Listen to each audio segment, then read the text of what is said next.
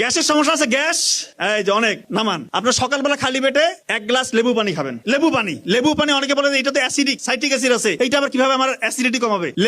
লেবু পানিটা যখন খাবেন এটা গিয়ে অ্যালকালাইন হয়ে যাবে, পেটের ভিতরে গিয়ে অ্যালকালাইন হবে, এবং এটা আমাদের লিভার থেকে আমাদের যেটা হজমে যেটা সহায়ক ভূমিকা পালন করে সেটা হচ্ছে পিত্তরস, ওইটা ক্ষরণ মারায় দেয়। আলটিমেটলি আপনার সুন্দর হজম হবে, গ্যাসগুলোকে ছোট ছোট টুকরা করবে, আপনার গ্যাসের সমস্যা অনেকটা কেটে যাবে। আর যাদের আইবিএস এর সমস্যার সাথে গ্যাসের সমস্যা, আইবিএস এর সমস্যা অনেকে ভুগতেছে। আইবিএসটা হচ্ছে অনেকে দেখবেন কনস্টিপেশন হয়, অনেকে ডায়রিয়া হয়। তো যাদের এরকম আইবিএস এর সমস্যা তারা অবশ্যই জিরা পানি খাবেন। রাতে এক গ্লাস পানিতে 1 চামচ জিরা ভিজিয়ে রেখে ওইটা ছেঁকে নিয়ে শুধু পানিটা পান করবেন।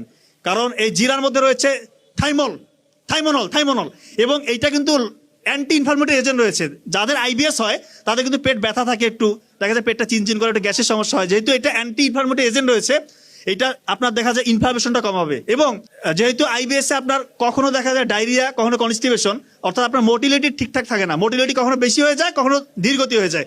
তো এই জিরা পানিটা আপনার মোটিলিটিটা স্বাভাবিক রাখবে, এবং বড় বড় যে গ্যাসগুলো আছে এই গ্যাসের কণাগুলোকে ছোট ছোট কণায় ভেঙে ওটাকে বের করে দিবে। এবং আমাদের স্টোমাক থেকে লাইপেস, অ্যামাইলেস, বিভিন্ন যে হজমের যে এনজাইমগুলো, এগুলো রিলিজিং মানে সিক্রেশনটা বাড়ায় দেয়। তার মানে জিরা পানিটা আপনারা খাবেন।